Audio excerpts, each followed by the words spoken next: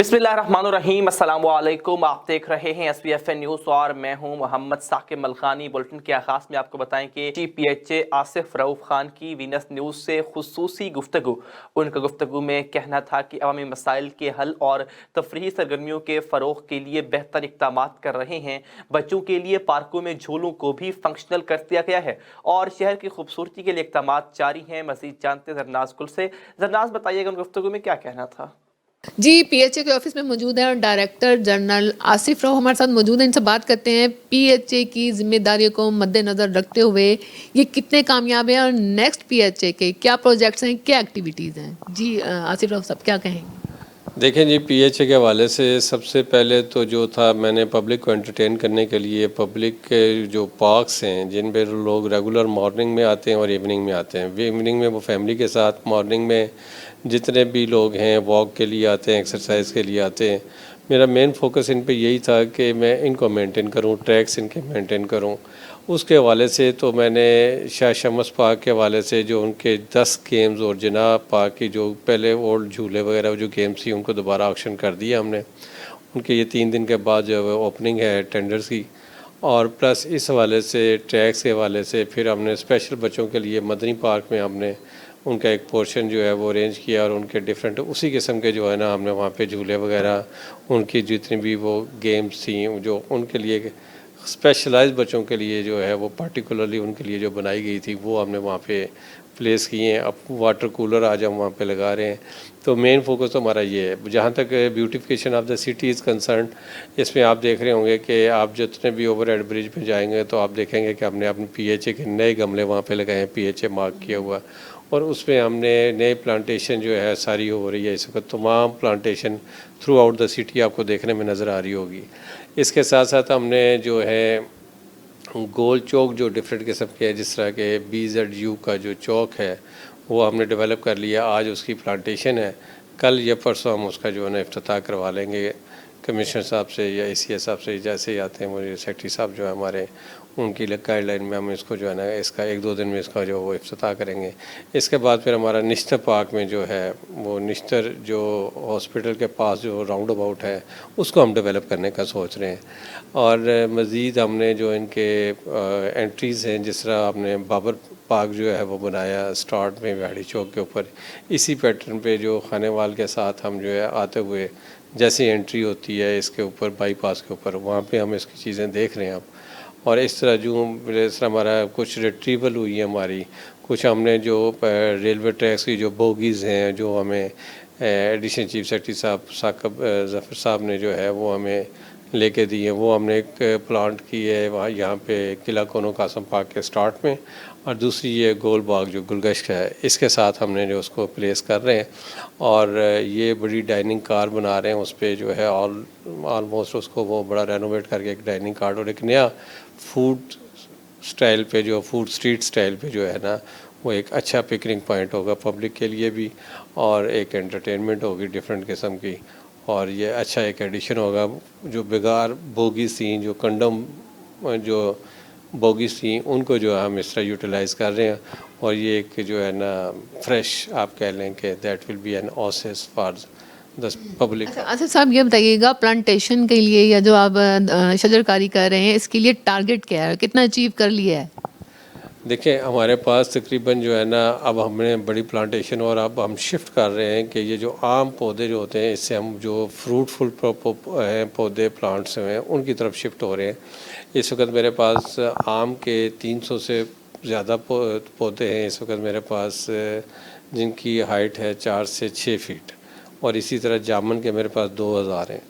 अब मैंने RPO office में RPO के जो है उनके बाकी लॉन्स के अंदर और CPO ऑफिस में इनको जो हम जो है ना प्लांटेशन कर रहे हैं इनकी, ये पुलिस वालों के एक स्कूल हमने जो है उसको सारा डेवलप किया, उस पर हमने सारी प्लांटेशन की है। इसी तरह वो हेल्थ डिपार्टमेंट की हमने कल जो है वो आइडेंटिफाई करके काफ़ी प्लांटेशन की। अब DC ऑफिस की तरफ जो है उनकी रिक्वेस्ट आई है, उनको हम देख रहे हैं उनकी प्लांटेशन के हवाले से। तो अब हम जो है ना शिफ्ट हो रहे हैं। ये जो हमारी कोशिश ये है कि अब मैक्सिमम जो परचेज़ भी करें یا میکسیمم جو بھی لوگوں سے بھی یہ ریکویسٹ ہے جو عطیہ کرنا چاہیں ہمیں، وہ یہ فروٹ فل امرود کے، شہتوت کے، جامن کے اور یہ پودے ہم لگائیں گے. اب یہ ہر جگہ پہ ہماری کوشش ہوگی کہ کیونکہ تمام جتنی یہ برڈز کی جو ڈفرینٹ قسم کی اسپیشیز ہیں برڈز کی، وہ بھی ایکسٹنکٹ کر گئی ہیں آلموسٹ. طوطا ہمیں نہیں ملتا اب دیکھنے کو، کافی پرندے جو ہیں. اب ہم یہ نا امرود، شہتوت، یہ جامن اور یہ آم وغیرہ یہ پودے ہم جو ہے نا اب گلی محلوں، سڑکوں، چوراہوں، ڈیوائڈرز پہ یہ لگانا شروع کرنے لگے. سر آپ لوگوں کی رسپانسبلٹی تو شجر کاری کرنا ہے، پلانٹیشن کرنا ہے، لیکن اس کے بعد جس طرح سے درخت اکھاڑ لیے جاتے ہیں، چوری کر لیے جاتے ہیں، اس کے لیے کیا اقدامات ہیں کہ اس کی مینٹیننس کے لیے اور اس کی روک تھام کے لیے آپ کی کیا؟ جو تو پبلک پلیس پہ ہیں وہاں سے کوئی اکھاڑ کے لے جائے تو وہ تو ہم اتنا کچھ وہ تو پبلک کی بھی ذمہ داری ہے اس کو لک آفٹر کرے. باقی یہ ہمارا بوزر ہے، اس کی کاسٹ زیادہ آتی ہے، لیکن ہم ایک بوزر ڈیلی ریگولر جو ہے نا جتنے بھی ڈیوائڈر کے اوپر ہیں ان سب کو پانی دیتے ہیں ہم.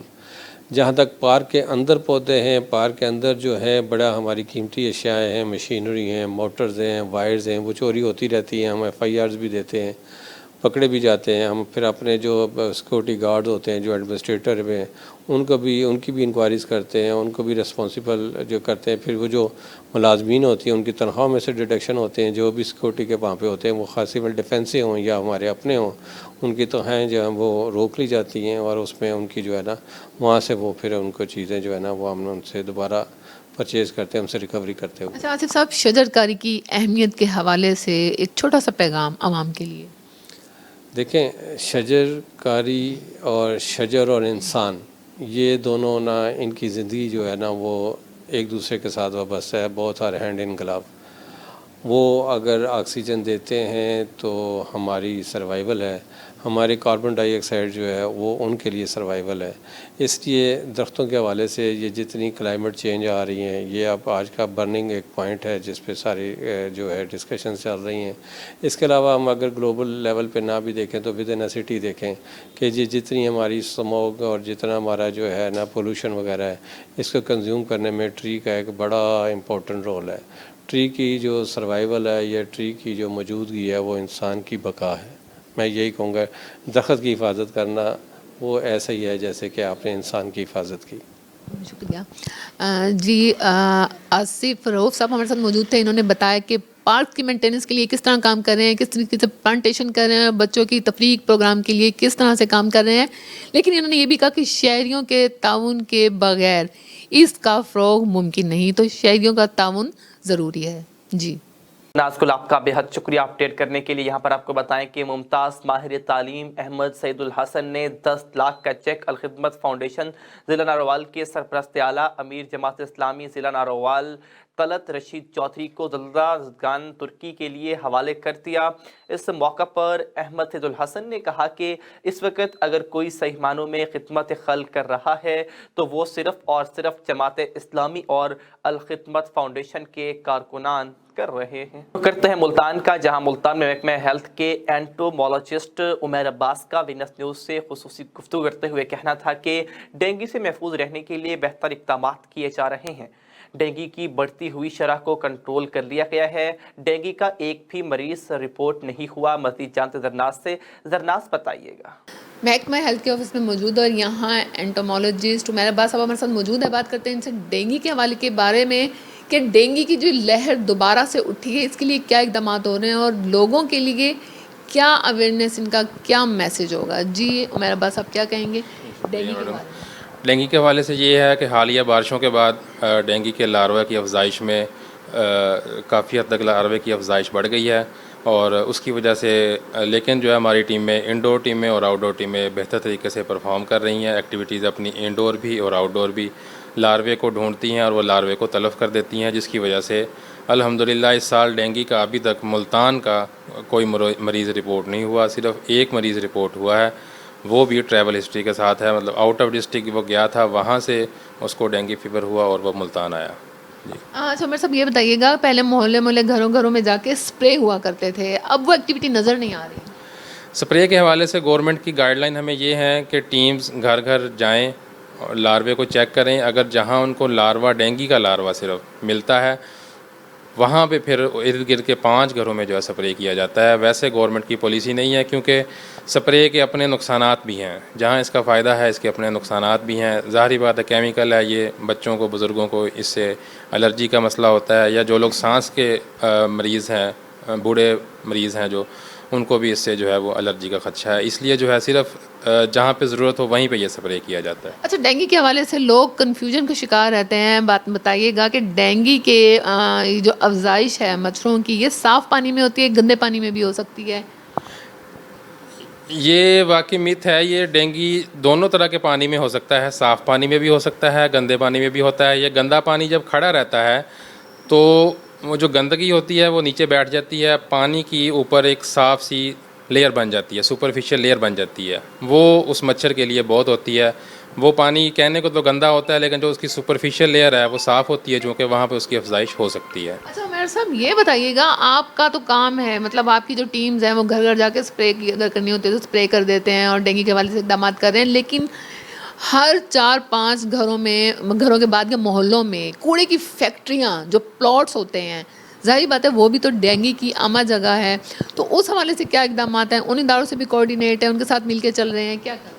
اس حوالے سے سالڈ ویسٹ مینجمنٹ کمپنی جو ہے, ہم اس کے ساتھ لیزون میں ہیں. Dengue emergency response committee meeting جو ہوتی ہے ان کے ریپ اس میں موجود ہوتے ہیں.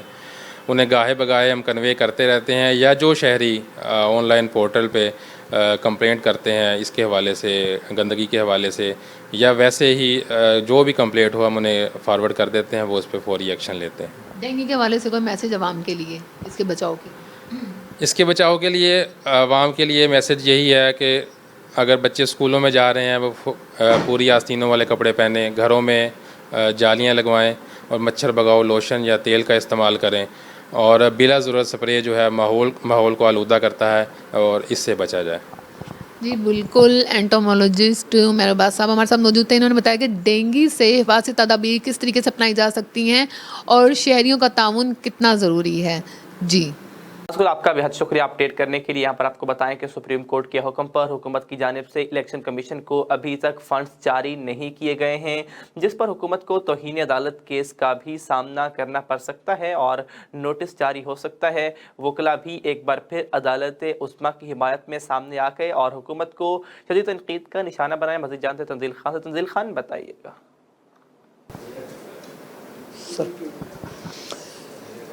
جی, سپریم کورٹ آف پاکستان نے سماعت کرتے ہوئے حکومت پاکستان کو حکم نامہ جاری کیا کہ الیکشن کمیشن کو الیکشنز کے لیے جو ہے 10 ارب روپے جاری کیے جائیں, جبکہ 10 اپریل کی لاسٹ ڈیٹ دی تھی سپریم کورٹ نے. حکومت پاکستان نے ابھی تک جو ہے الیکشن کمیشن کو 10 ارب روپے جاری نہیں کیے. اس کے ساتھ ساتھ جہاں پہ وکلاء حضرات سپریم کورٹ کے فیصلے سے اور آئینی فیصلے سے خوش نظر آ رہے تھے, وہیں پر جو فیصلہ ابھی تک نہیں مانا گیا, اس حوالے سے ہمارے ساتھ آج ڈسٹرکٹ ہائی کورٹ بار کی نائب صدر رابعہ منال صاحبہ موجود ہیں. ان سے پوچھتے ہیں کہ یہ قانون کا جو فیصلہ تھا, سپریم کورٹ کا فیصلہ تھا کہ توہین عدالت بھی آج دیکھی جا رہی ہے, کہ اس فیصلے پر یہ کیا سمجھتے ہیں کہ ان کا کیا رد عمل ہے؟ جی میم, بتائیے گا کہ 10 اپریل تک جو ہے وزارت خزانہ نے الیکشن کمیشن کو جمع کروانے تھے, ابھی تک انہوں نے پیسے جمع نہیں کروائے. اس کے ساتھ ساتھ حکومت جو ہے عدالتی فیصلہ تسلیم نہیں کر رہی, الیکشنز کی طرف نہیں آ رہی. کیا سمجھتی ہیں, کیا یہ پاکستان کی آئین کے ساتھ توہین نہیں ہو رہی؟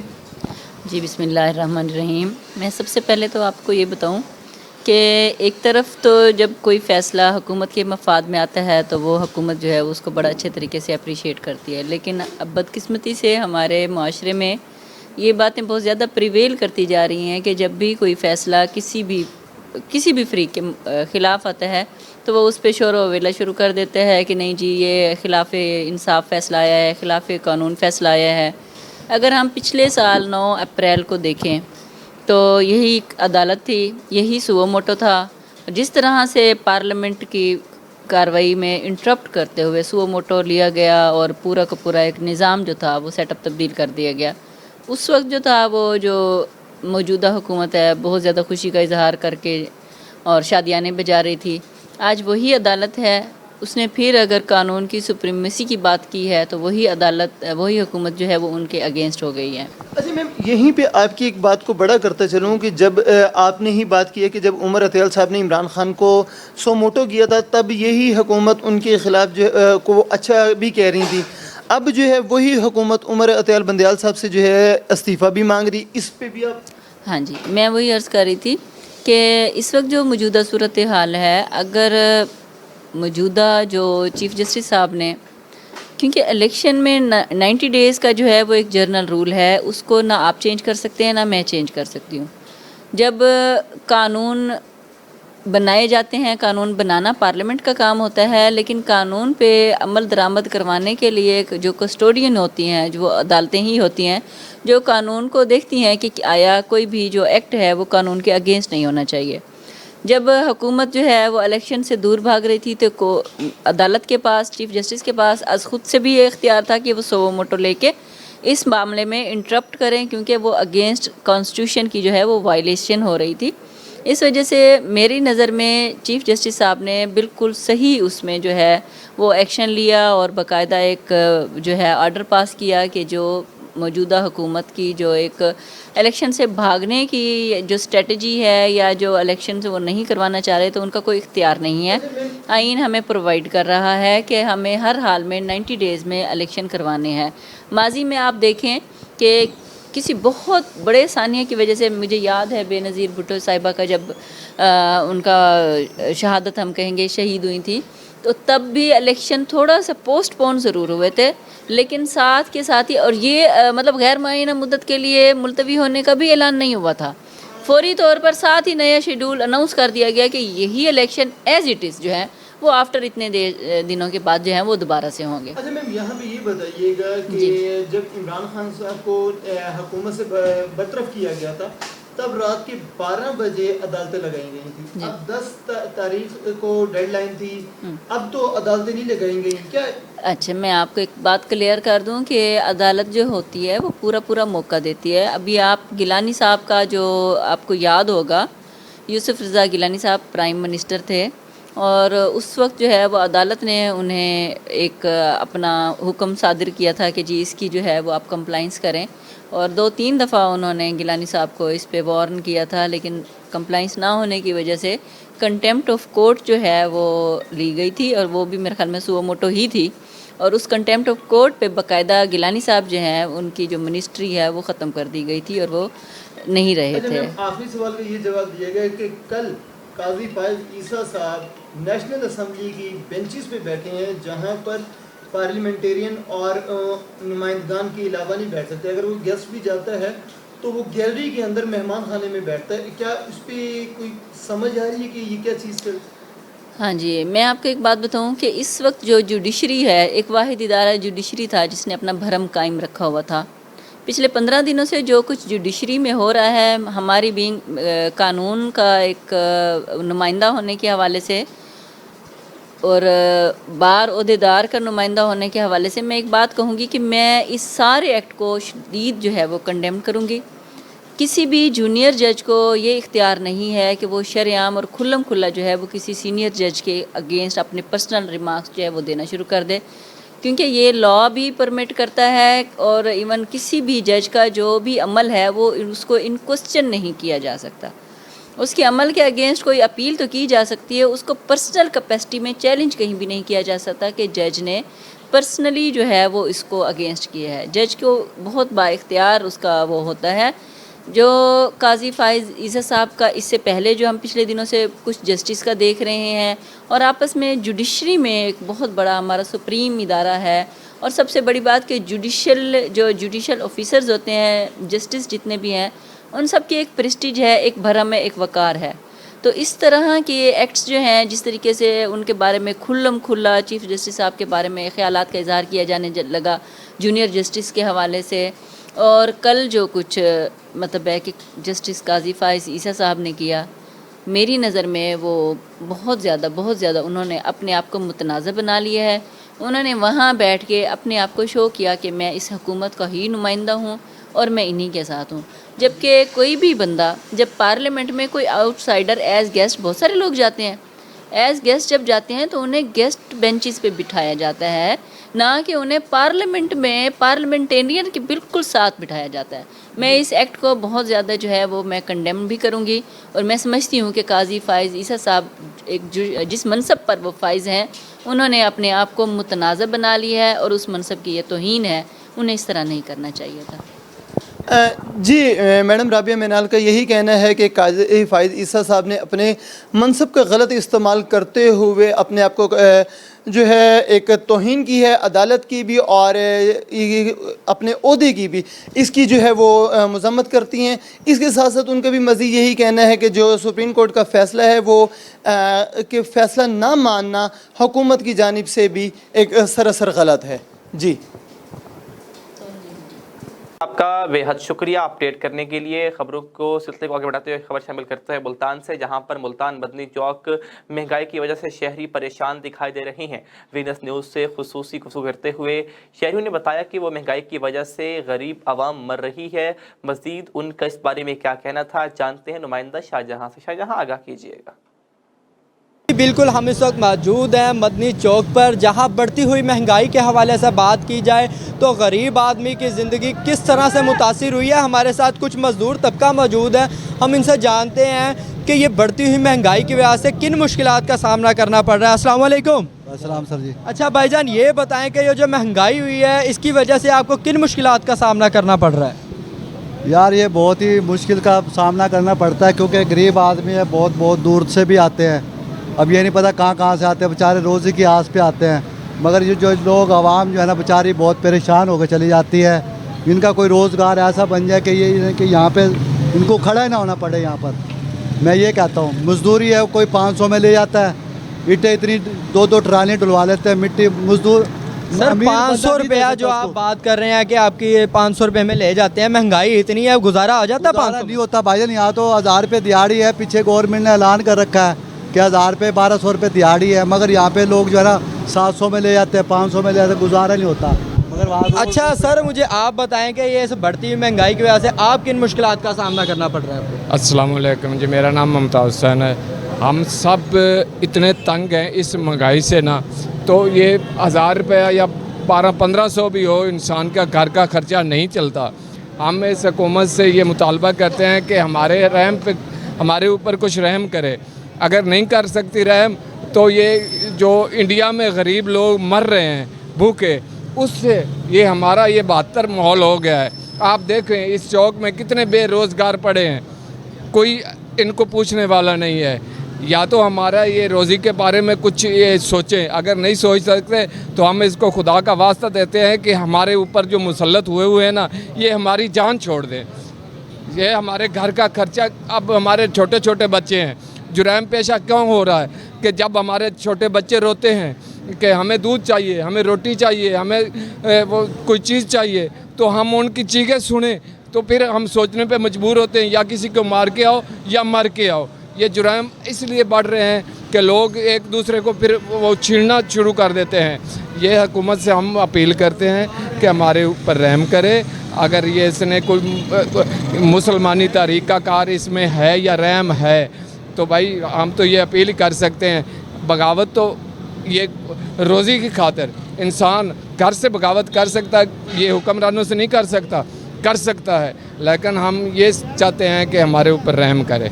जी, हमने इनसे बात की, हुकूमत को चाहिए कि हमारे ऊपर रहम किया जाए, जो महंगाई है इसको कम किया जाए ताकि गरीब आदमी को रिलीफ मिल सके और बेरोज़गारी जो है वो ख़त्म हो सके। जी, आपका बेहद शुक्रिया अपडेट करने के लिए। मुल्तान में वासा के असिस्टेंट डायरेक्टर महर मुमताज़ ने वीनस न्यूज़ से गुफ्तगू करते हुए बताया कि मोहल्ला मोमिनाबाद, मोहल्ला शहीनाबाद, मोहल्ला मंजूराबाद में जो सीवरेज का निज़ाम ख़राब है उसको हम आर्जी तौर पर तो ठीक कर सकते हैं, लेकिन मुस्तकिल तौर पर निज़ाम की बेहतरी के लिए हमें 6 महीने दरकार हैं। मज़ीद उन्होंने क्या कहा, जानते हैं नुमाइंदा अली हसन से। अली, आगाह कीजिएगा।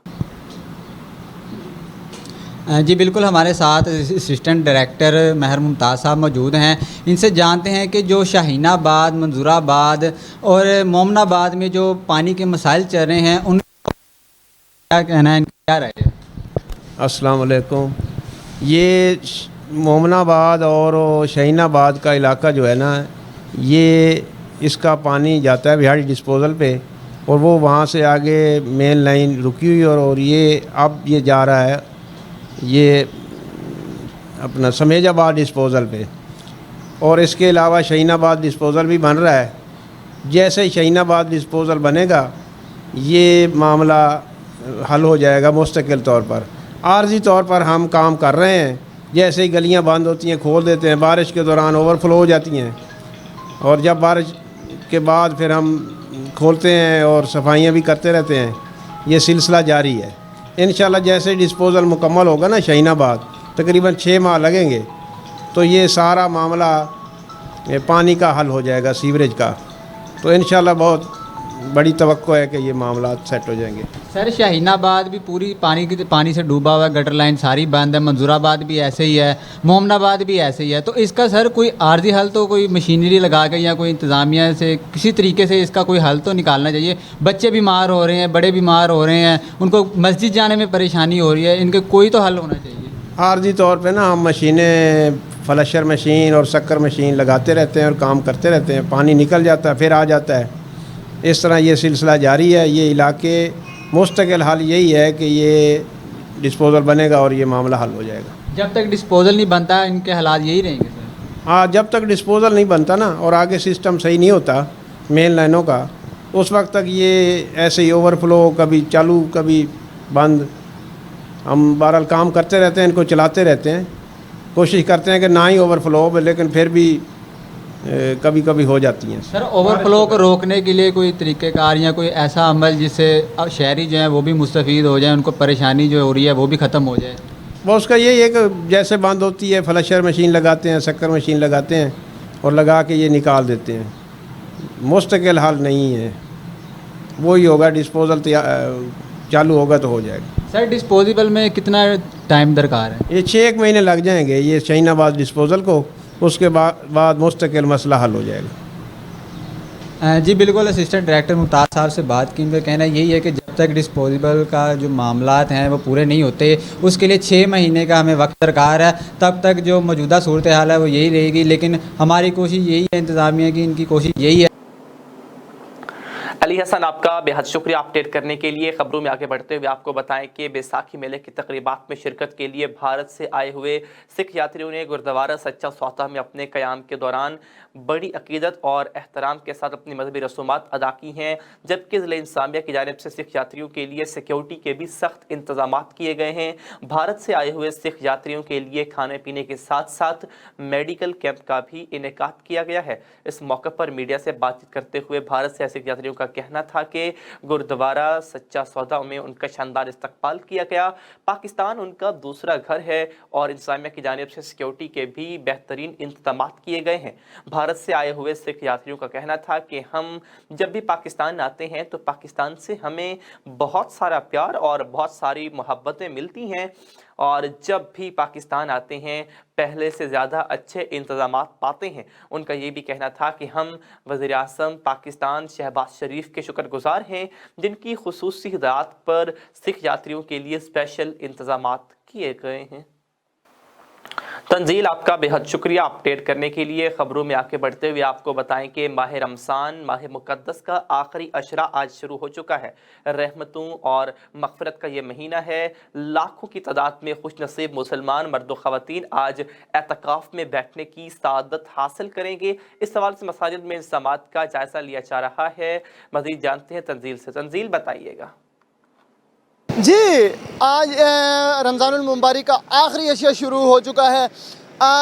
لاکھوں کی تعداد میں مسلمان خوش نصیب آج مساجد کے اندر اعتکاف بیٹھیں گے جن میں خواتین اور مرد حضرات کی بڑی تعداد موجود ہوگی. اس وقت ہم موجود ہیں ملتان گول باغ کے قریب جہاں پہ جامع مسجد قاسم علوم کے باہر موجود ہیں, جہاں پر اس وقت انتظامیہ کی جانب سے اعتکاف بیٹھنے والے مسلمانوں کے بھائیوں کے لیے انتظامات دیکھے جا رہے ہیں. اور جو اعتکاف بیٹھنے والے مسلمان ساتھی ہیں اور ان کے عزیز و اقارب اس وقت ان کے خیمے لگا رہے ہیں تاکہ وہ شام کو بعد نماز عصر سے مغرب تک وہ ان مساجد کے اندر پہنچ سکیں. افطاری جو ہے وہ مساجد کے اندر وہ کریں گے. اس کے ساتھ ساتھ جو مسلمان اعتکاف بیٹھ رہے ہیں وہ آج شام مغرب سے پہلے مساجد کے اندر پہنچیں گے اور چاند نظر آنے تک यहाँ मसाजिद के अंदर मौजूद रहेंगे। इसके साथ साथ इंतज़ामिया की तरफ से उनके लिए सहरी और अफ्तारी दोनों इंतज़ामात किए जा रहे हैं। उनके लिए रहने, पानी, वज़ू और खुश इखलाक माहौल के भी एक इंतज़ाम किया जा रहा है कि ताकि हम अल्लाह के जो मेहमान यहाँ पे तशरीफ़ लाएंगे, जो 10 दिन का यहाँ पे क़याम फरमाएंगे, उनके लिए किसी किस्म की परेशानी और दिक्कत का सामना ना करना पड़े, उन लोगों के इबादत में किसी किस्म की मुश्किलात ना हो सके। इस हवाले से मसाजिद की इंतज़ामिया भी हरकत में आ गई है और उन्होंने अपने मामलात और अपने इंतज़ामात की देखभाल शुरू कर दी है ताकि शाम तक इस्लामी मुसलमान भाइयों के यहाँ पे पहुँचने से पहले, जिन्होंने यहाँ पे एहतिकाफ बैठना है, उनके पहुँचने से पहले तमाम इंतज़ामात जो हैं मुकम्मल कर लिए जाएँ। जी तंजील, आपका बहुत शुक्रिया, तफसीलन अपडेट कर रहे थे। इन सब के साथ SVFN न्यूज़ के बुलेटिन से अब तक के लिए इतना ही। मज़ीद बाखबर रहने के लिए देखते रहिए SVFN न्यूज़।